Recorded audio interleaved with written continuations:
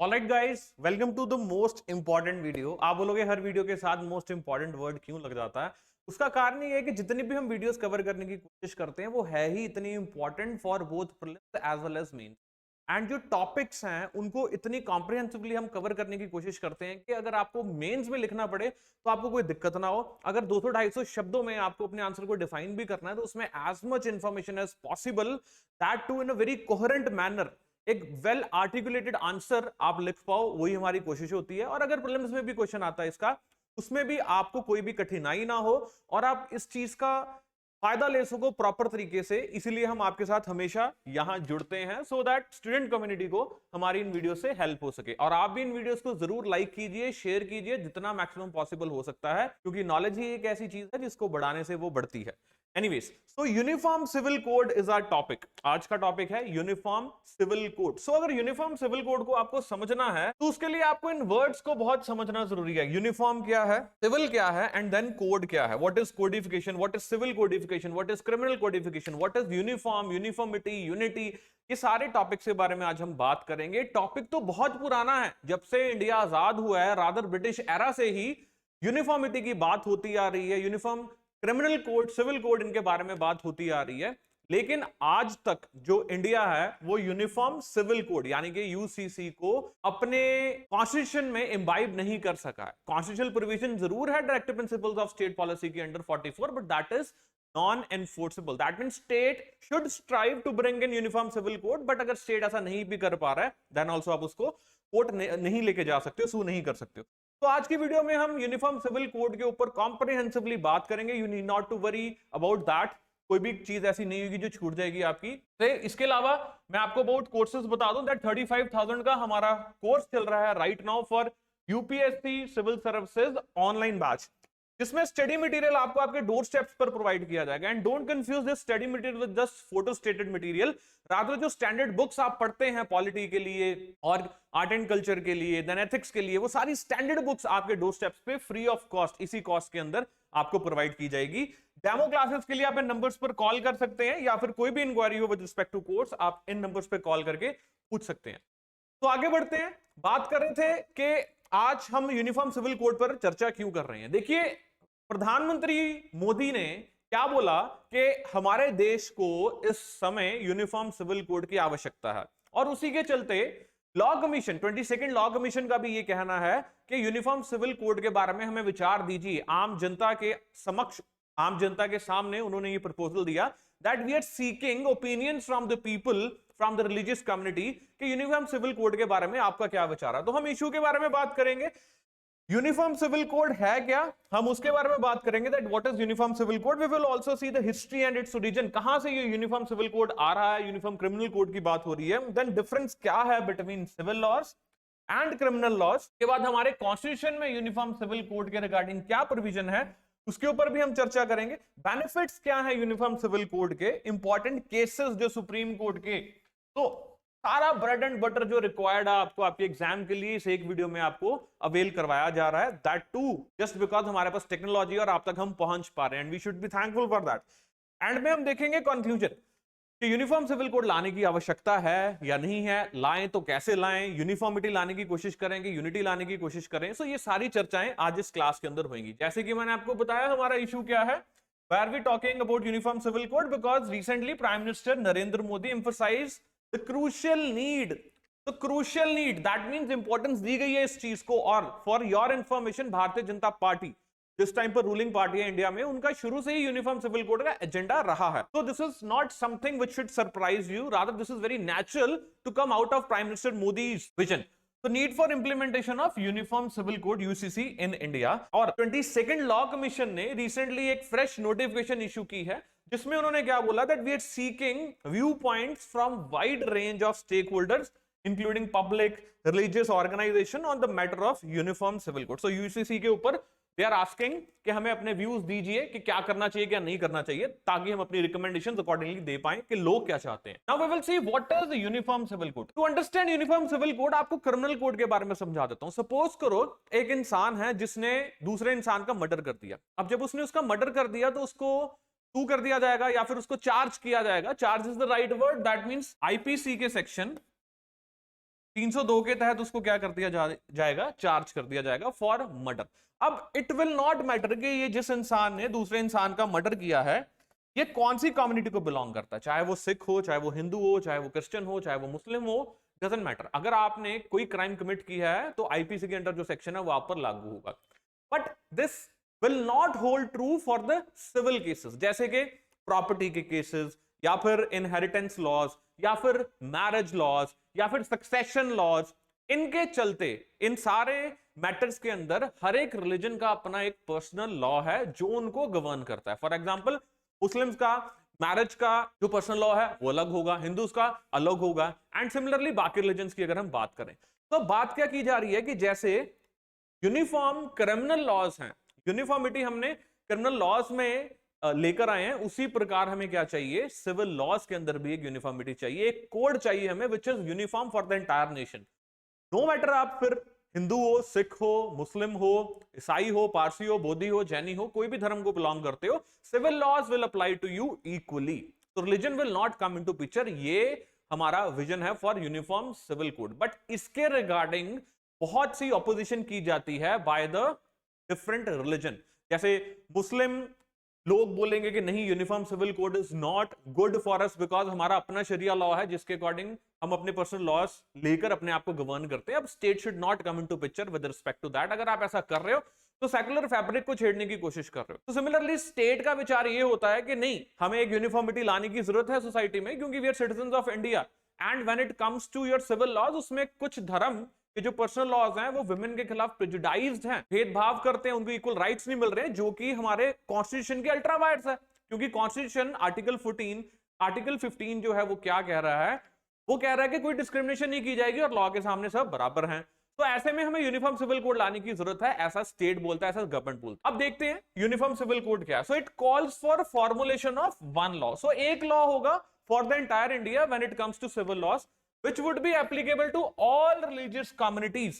All means कोई भी धर्म के हो, आपका पर्सनल लॉ फिर डिफाइन नहीं करेगा कि आप कैसे अपने पर्सनल मैटर्स को, सिविल मैटर्स को गवर्न करेंगे। तो in matters such as marriage, divorce, inheritance, adoption etcetera. तो one law for entire India, that is what is uniform civil code when it comes to civil matters. It aims to provide protection to vulnerable section. क्या करता है जी? It aims to provide protection to vulnerable section, जैसे कि women की बात करें तो by Ambedkar including women and religious minorities while also promoting nationalistic fervor through the unity. So unity की बात की जा रही है इसमें, यूनिफॉर्म सिविल कोड में एक लॉ की बात की जा रही है for the entire country, no matter आप कौन से भी धर्म से बिलोंग करते हैं। The code will simplify the complex laws around the marriage। जैसे डिफरेंट रिलीजन में डिफरेंट पर्सनल लॉज हैं जो एक कॉम्प्लेक्स फिनोमेना क्रिएट कर देते हैं when it comes to personal laws, तो उसको सिंप्लीफाई किया जाएगा और एक लॉ के तहत सभी को क्या किया जाएगा, गवर्न किया जाएगा। अब देखते हैं कि इसकी हिस्ट्री क्या थी।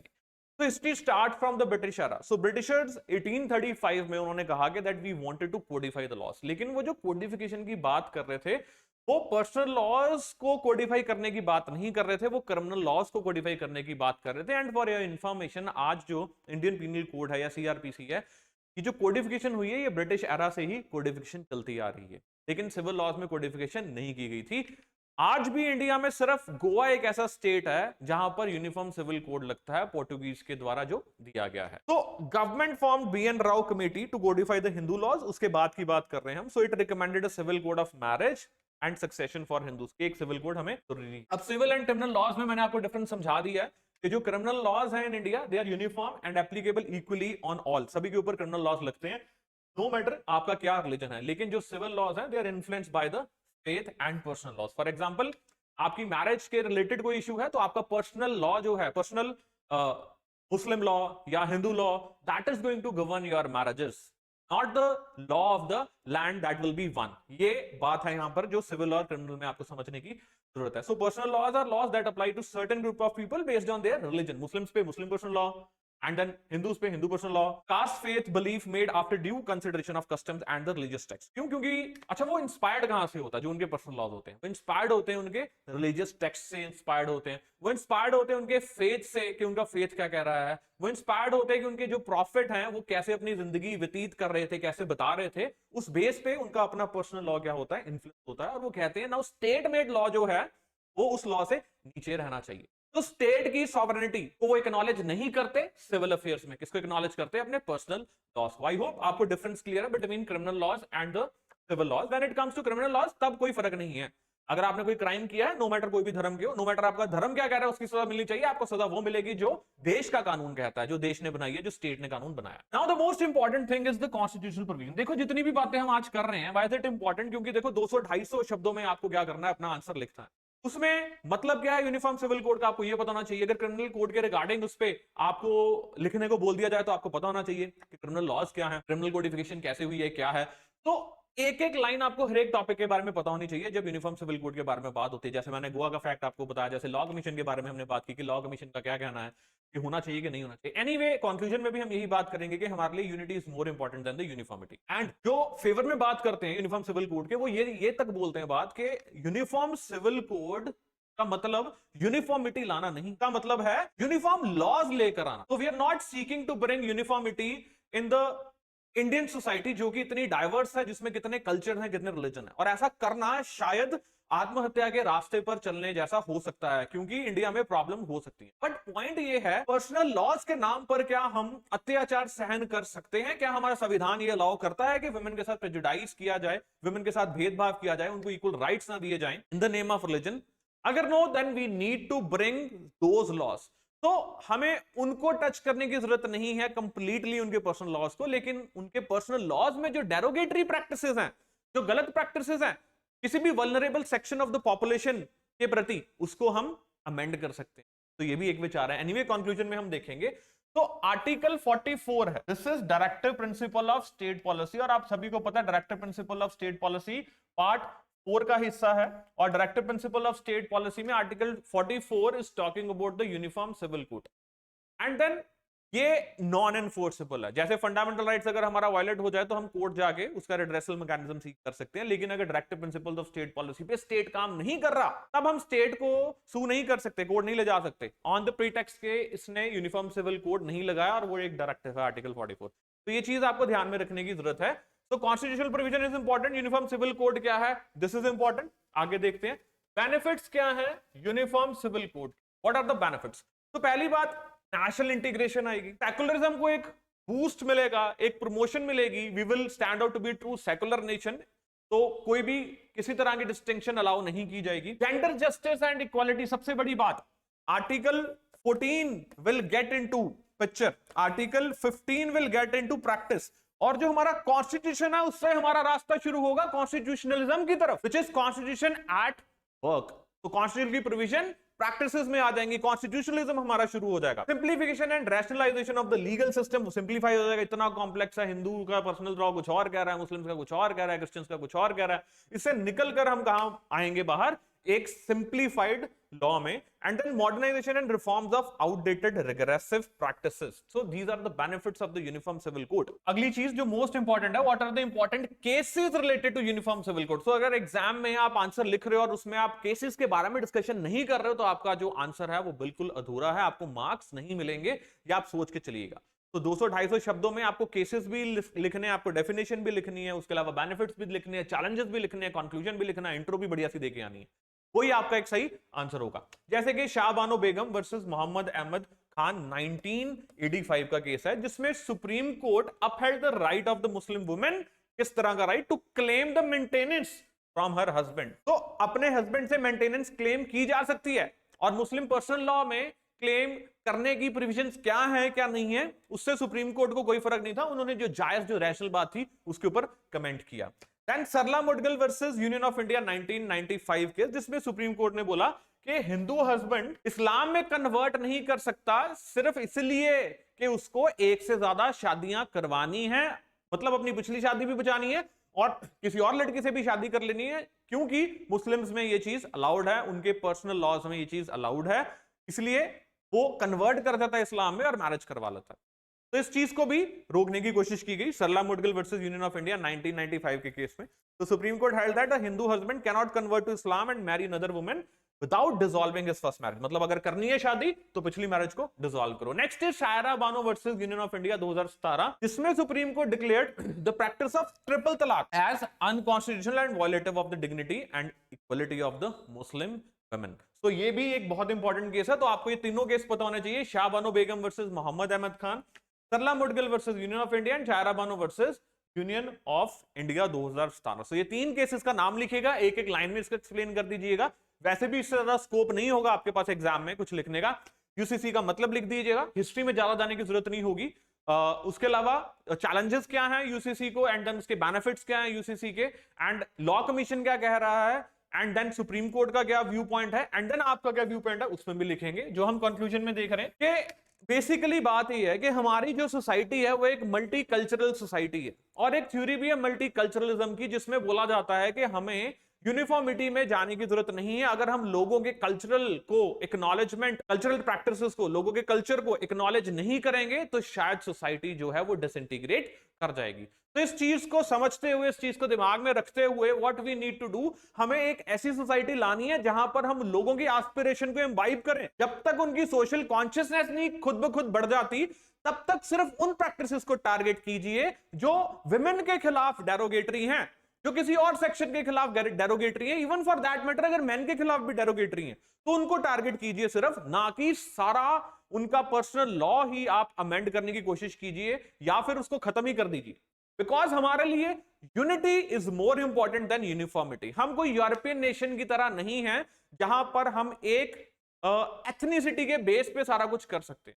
हमारे देश की ब्यूटी इसी में लाई करती है कि हम इतने मल्टी कल्चरल, इतने डाइवर्स रिलीजन होने के, इतनी लैंग्वेजेस के बावजूद भी हम जो चल रहे हैं और सरवाइव कर रहे हैं, that is only because tolerant है हम अकोमोडेटिव नेचर के हैं। और हमारा कॉन्स्टिट्यूशन भी अकोमोडेटिव नेचर का है, क्योंकि वो माइनॉरिटी राइट्स को एक्नॉलेज करता है 2930 में। वो मेजोरिटी को प्रताड़ित करने का हक नहीं देता है, मेजोरिटी को तंग करने का हक नहीं देता है माइनॉरिटी को। रादर कॉन्स्टिट्यूशनल असेंबली में तो ऐसी बातें हो रही थी कि it becomes the duty of the majority कि उन्होंने कैसे ख्याल रखना है माइनॉरिटी का। तो एनीवेज हमें क्या जरूरी है, हमें यूनिटी जरूरी है, ना कि यूनिफॉर्मिटी जरूरी है।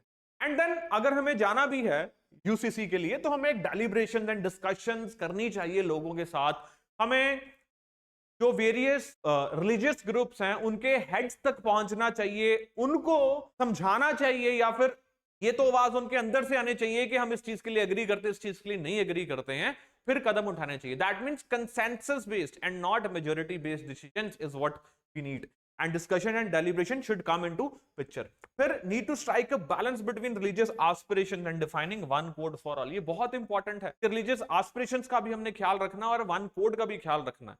तो ऑफ कोर्स हमें एक ट्रांसफॉर्मेशन की तरफ जाना है, क्योंकि इंडियन कॉन्स्टिट्यूशन तो एक ट्रांसफॉर्मेटिव डॉक्यूमेंट है जो इंडियन सोसाइटी को ट्रांसफॉर्म करने की कोशिश कर रहा है from the medieval mindset towards the modern mindset. और उस मॉडर्न सोसाइटी में अगर कोई हिंड्रेंसेस आ रही हैं तो हमें उसको रिमूव करना है, बट इसका भी ख्याल रखना है कि हमें रिलीजियस कम्युनिटीज को, उनके कल्चर्स को, उनके पर्सनल एथोस को हार्म नहीं करना है। Okay, different religions should also try to self-evaluate the weaknesses or gender prejudices and their personal laws, and then thereby self-reformatory measures भी लाने की जरूरत है, अवेयरनेस लाने की भी। This is what is the conclusion. So, हमने बात की यूसीसी क्या है, हमने बात की लॉ कमीशन के बारे में, हमने देखा इंडिया में कौन से ऐसा स्टेट है जहां पर हम यूसीसी देख पा रहे हैं। उसके बाद हमने यूनिफॉर्म सिविल कोड के बेनिफिट्स के बारे में बात की, हमने बात की क्रिमिनल लॉज और सिविल लॉज में क्या डिफरेंस है, फिर हमने बात की सुप्रीम कोर्ट के जजमेंट्स के बारे में, फिर हम देख रहे हैं कंक्लूजन। तो guys, this was all for today's video and this was the most important video. याद रखिएगा, चाहे आप 5 साल बाद भी एग्जाम दे रहे हैं तब भी ये वीडियो इंपॉर्टेंट है, चाहे 5 साल पहले दिया था तब भी इंपॉर्टेंट है, और आज के दौर में भी